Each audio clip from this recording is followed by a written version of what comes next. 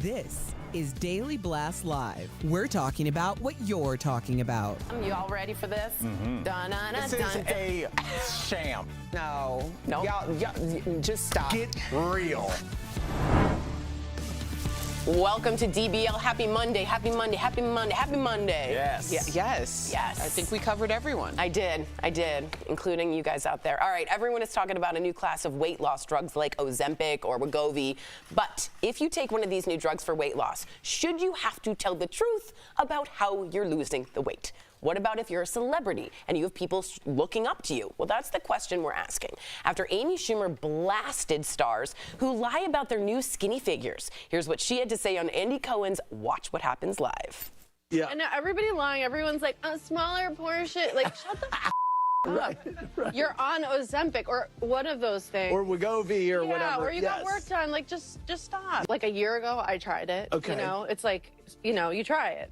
And I was one of the people that felt like so sick and like couldn't like play with my son. I was so skinny and I was just like he was throwing a ball at me and you're like, okay, this isn't livable for me. Okay, so here's the question I want to pose to you guys and the panel. Should stars, because people look up to them, be honest about taking weight loss drugs or not? Go to dblvote.com to weigh in. What do we think? Does anyone have a direct answer, yay or nay? Ooh, this is a tough one. Right? I do too. It's a tough one. Talk to me. Because I think there's some people who do it and it's not like their brand. It's not like they're promoting that they're losing weight. Right. And then there's some people who do it and they're like, oh, now that I've changed my whole lifestyle, this is the effects of it. And I think that that's unhealthy because it's giving people very unrealistic expectations. But on the flip side of that, I'm somebody who had a weight loss journey, a public one on social media, because I did, for 4.5 years, I did fitness competitions. Right. And people don't love to hear about that either. Like when you're super transparent about how you're losing the weight and showing people like what you're doing, they don't want to hear that. So there's always going to be pushback no matter what you do. It's a lose-lose kind of. What do you think, Jeff? I think it's the person's decision whether they want to say whatever they want to say, right? Haven't we started learning that like over the past couple of years, like just through everything? So for me, I think it's your own personal decision. Like me, I'll be honest right now, this earpiece sucks. And I'll just be honest with it. I knew you were I hate it. It's a brand new earpiece. Oh, good. I'm more of an honest guy, but if you're promoting something like David Goggins, right, and if you follow him, he's all about health and fitness. If he was secretly taking Ozempic and he was faking running, then it's something that's like, wait a second, this guy's a fraud. But if you're just an actress and you want to lose a little bit of weight to make yourself feel better or it fits the role better, I don't think you're obligated to come out and tell anybody that. What if you're Kyle Richards? She's a New York housewife, am I right? Or Beverly Hills. And she lost a lot of weight, and people keep saying it's Ozempic, and she keeps saying it's not. Do you have an obligation to be honest about that if people ask you, or can you just say no comment? I don't know if if they have an obligation, but we are playing with two sides here. Yes, there is the celebrity, but there is their public that follows them.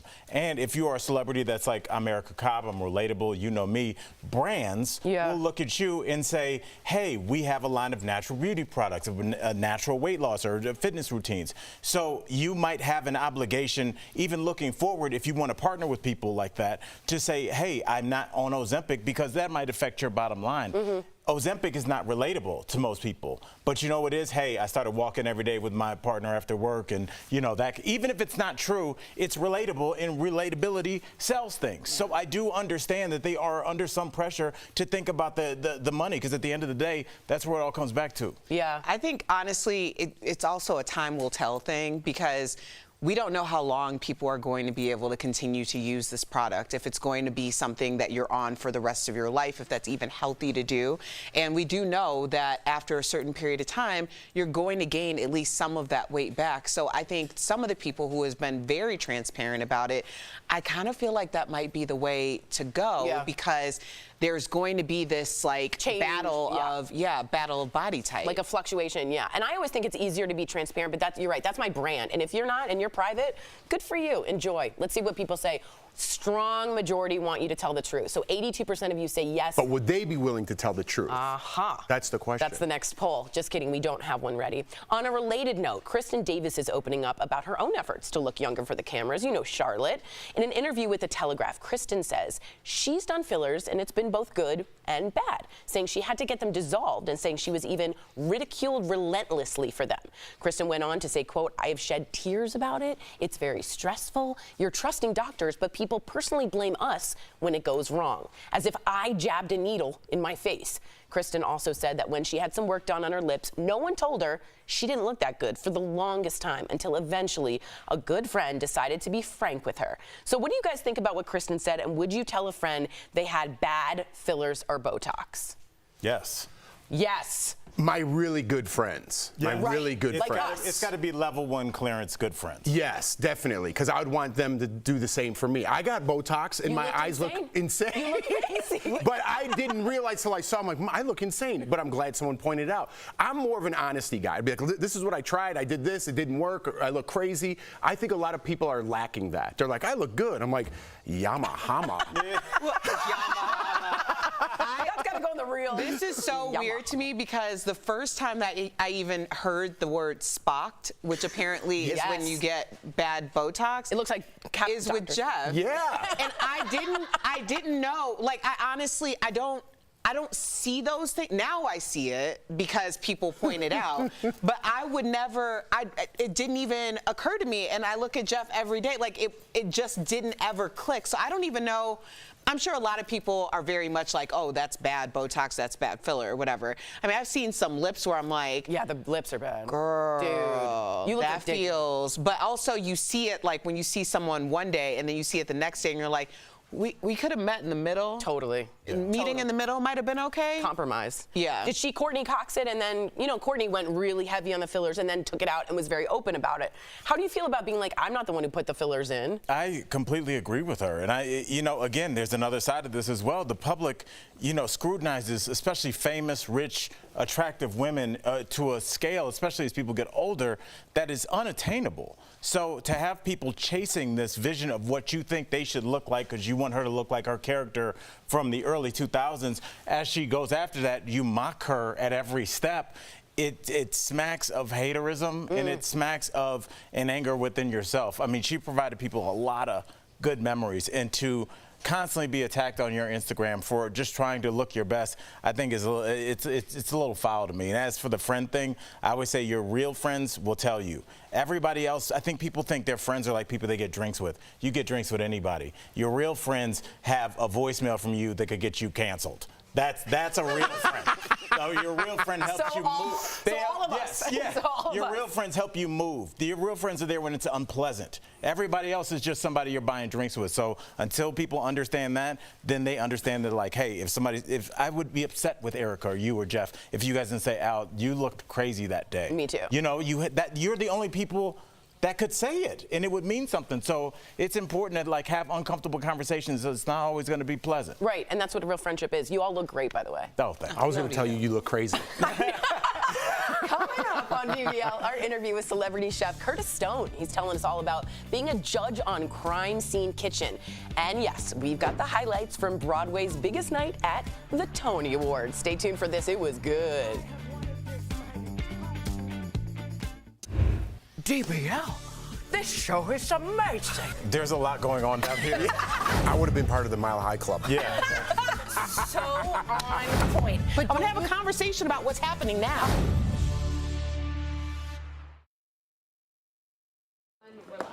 Tony's. So my family's big in musical theater. I was a musical theater kid, the most annoying kind that you can Your be. hands tell us everything.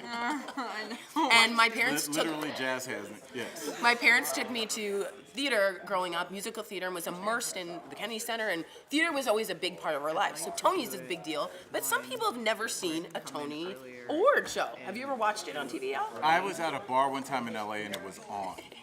Does that count? It was definitely, and I remember being shocked. It was like a Sunday night. And Were I you was like, what are those doing? Yeah, I was just like, I just didn't, you know, because I always like, I like theater. Yeah, you love theater. And, you know, I didn't know that it was something that was televised. Yes, and not only that, they have like very the Writers Guild Awards. No, and they have big MPH usually comes out and does a big performance. Now last year, do you remember? Ariana DeBose, she did an opening. I don't know if you guys remember this to the Tonys, and it was a little. And people ridiculed it, and at one point she does this move where she says she's calling out each person. She goes, "Angela Bassett does her thing," and it just went like really viral. Oh. And Angela Bassett, they shot to her, and she was like, it was just like, and she felt really bad, and she has admitted now that she cried and cried and cried after that performance. But that tags on what we were saying about real friends. Right. Your real friends would see you in rehearsal and be like, "Dude, you're gonna get ridiculed. Roasted. Angela Bassett. I've had friends tell me that, like that joke. No. Like you would tell me. Yes. And I would tell you, even though I don't know jokes as well. But he would always be like, "I like this hair. I don't like this hair," and I love that he does that. Yeah, it's so important, and it's weird if somebody's always gonna tell you what you want to hear. What's the point of talking to them? Yeah, that's here.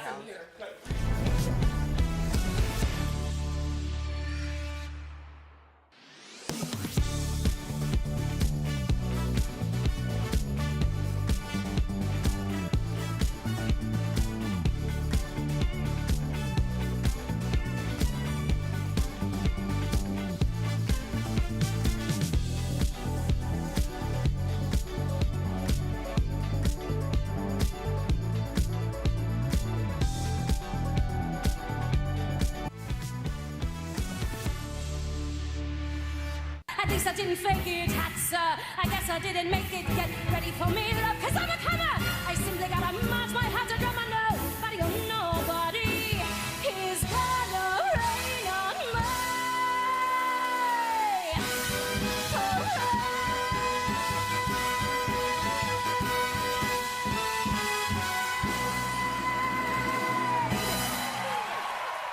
God, I love that song. Welcome back. Sorry. Goosebumps, right? That was Leah Michele performing Don't Rain on My Parade at last night's Tony Awards. Ariana DeBose hosted the event again, but this year the show was unscripted because writers are still on strike. Now, despite the hurdle, there were lots of memorable moments, including a historic moment when Alex Newell and J. Harrison Ghee became the first non-binary performers to win acting Tony Awards. Here's what Alex had to say. I have wanted this my entire life. I should not be up here as a queer, non-binary, fat, black little baby from Massachusetts.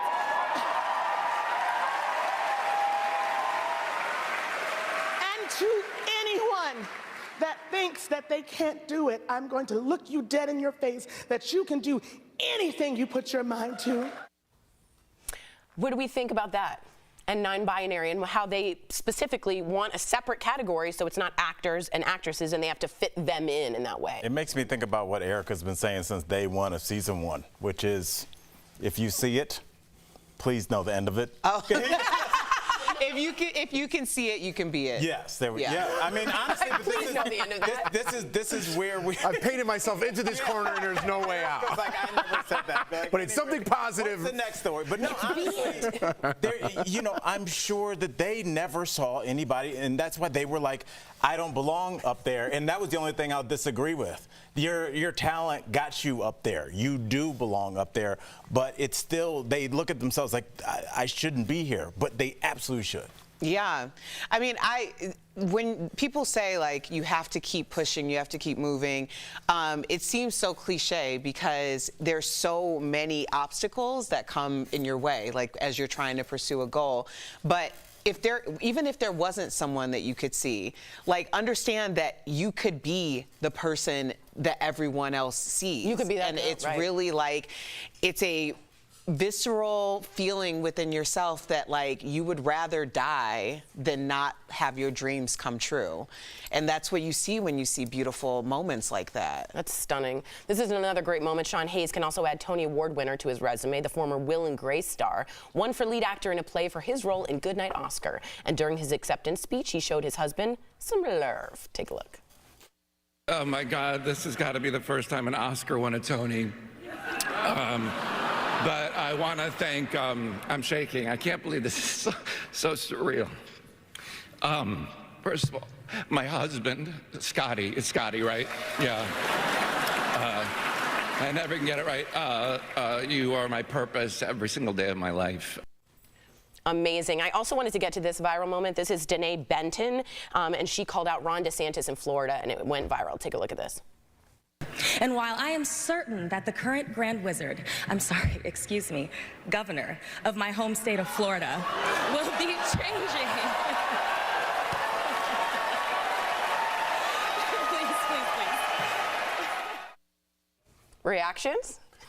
I'll take the Scotty one. I'll just let that slide. But I just think Scotty, when I see Sean Hayes and his husband Scotty, I always listen to his podcast, and he's always like, Scotty, Scotty, Scotty. And now I finally see a face to that name. So, like, his whole world revolves around, like, Scotty. Super cool moment for Sean Hayes. Big fan, yeah. That's amazing. Yeah, just seeing him get choked up like that. Yeah, I love it. Awesome. And I love that Scotty, it's Scotty, right? Is that right? He's so good. All right, let us know what you guys think. Coming up on DBL, we're talking with celebrity chef Curtis Stone all about the latest season of Crime Scene Kitchen. I'm on that. You're not.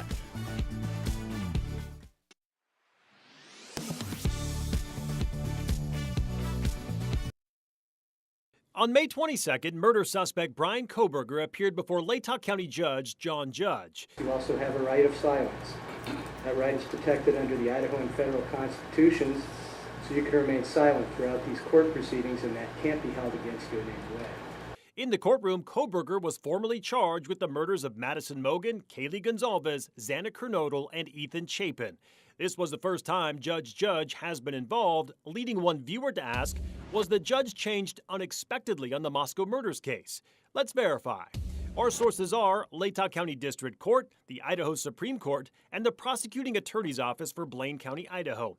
First of all, yes, there was a change of judges in the case. In his first court appearance back in January, Kohberger appeared before Judge Megan Marshall. She continued to oversee the case up until the grand jury issued its indictment. That's when court documents show Judge Judge took over. The reason for changing judges is due to the way that Idaho courts handle the flow of criminal justice cases. Before the grand jury indictment, the court was preparing for a preliminary hearing to determine if the case should proceed. As the Blaine County prosecutor explains, preliminary hearings are held in the lowest local court and without a jury. In the Moscow murders case, this meant the preliminary hearing was assigned to Judge Marshall in the magistrate court. The Idaho Supreme Court explains that magistrate judges hear less serious criminal matters as well as preliminary hearings. However, once the indictment came through, the preliminary hearing was no longer needed and the trial could proceed. At this point, the case was moved to district court, which Judge John Judge oversees. District court has jurisdiction over criminal cases and also includes a jury. So while there was a judge change, we can verify that no, it was not unexpected and was simply a part of the trial process.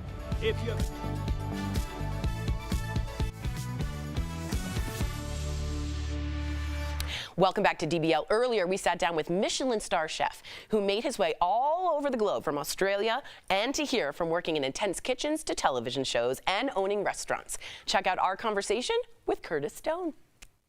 Welcome, Curtis. Thank you so much. How you doing?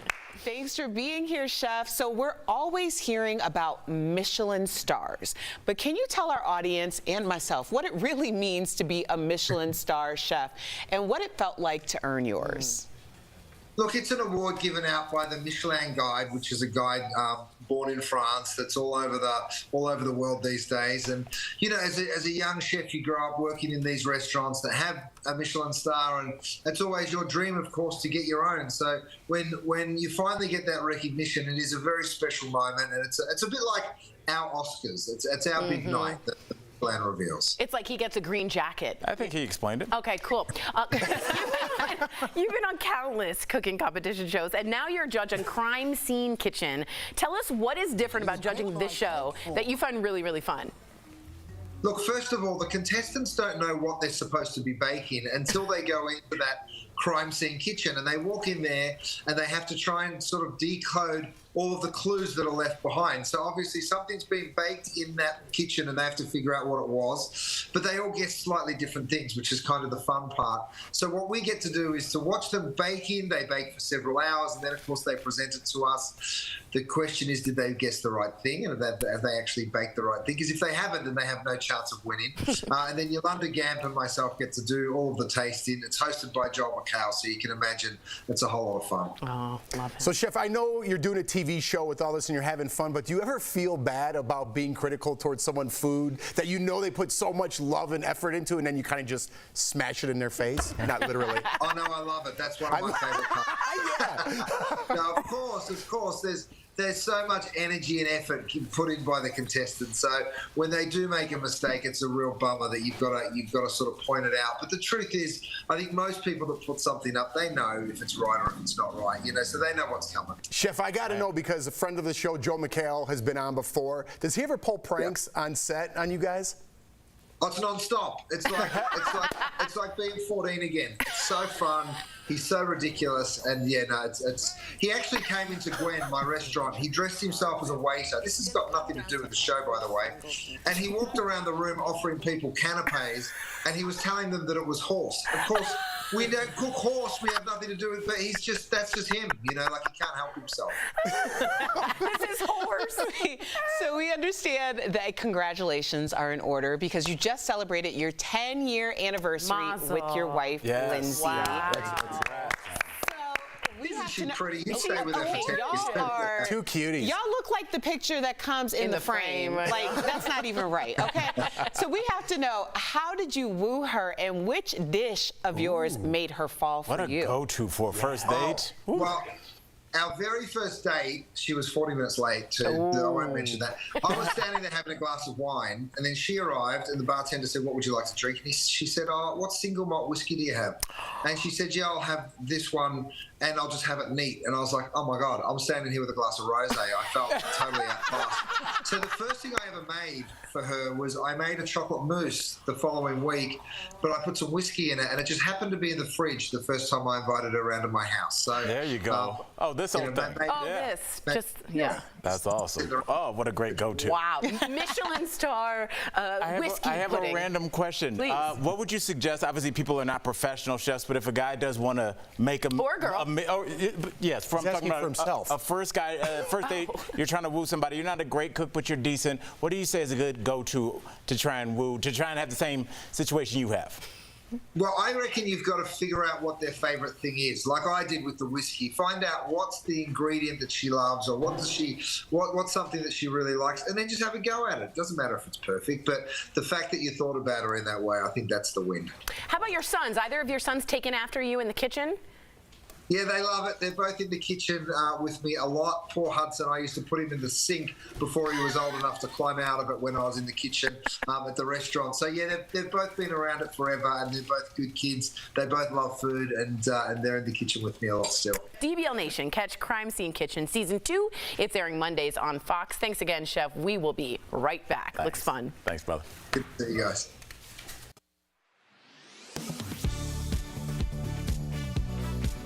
Former President Donald Trump has been indicted on 37 counts related to mishandling classified documents after he left office. Court records reveal FBI agents took 11 sets of classified records from former President Donald Trump's Mar-a-Lago estate during a search on August 8th.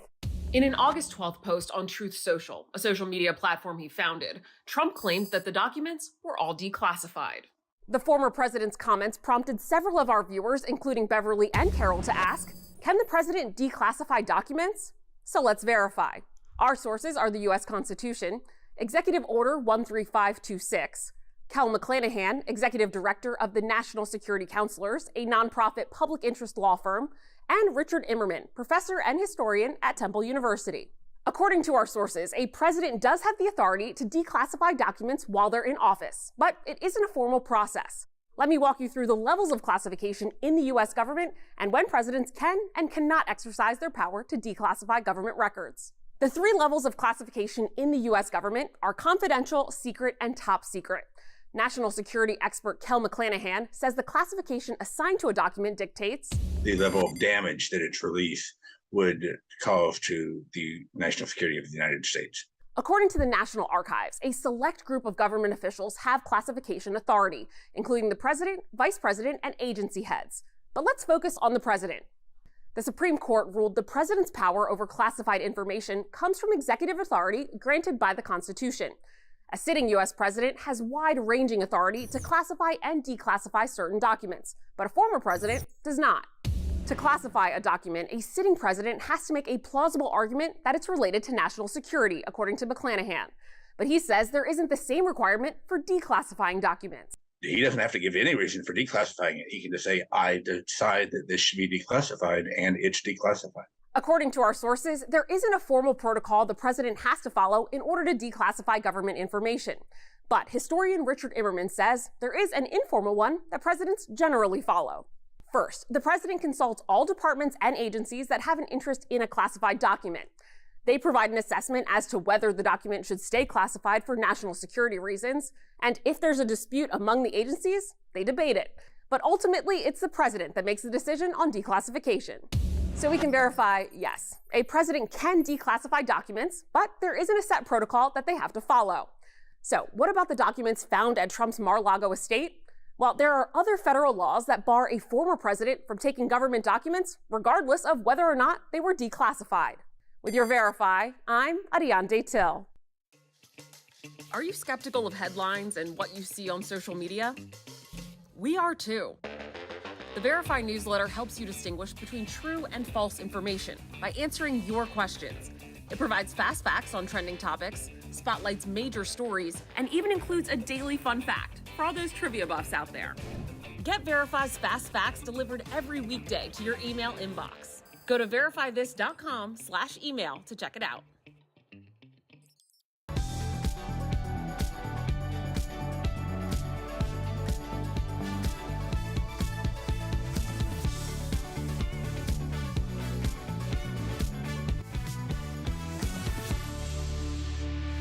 Welcome back. As wildfire smoke blankets the United States, you may be wondering, should I exercise outside in these conditions? Well, it's time for some joint and muscle support brought to you by Omega XL. So to find out what air quality range is safe for exercise, check the air quality index where you live.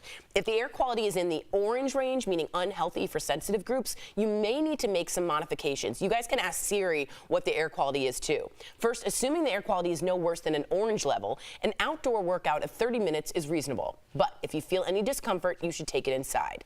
Next, avoid exercising before dawn or late at night. Air pollution is usually worse at night when smoke settles closer to the ground, but always check the changing local conditions. Lastly, if air pollution is at an orange level or higher, carry any medications you may need and take more breaks. Keep windows and doors closed and run your air conditioning unit with an air purifier to reduce indoor pollutants.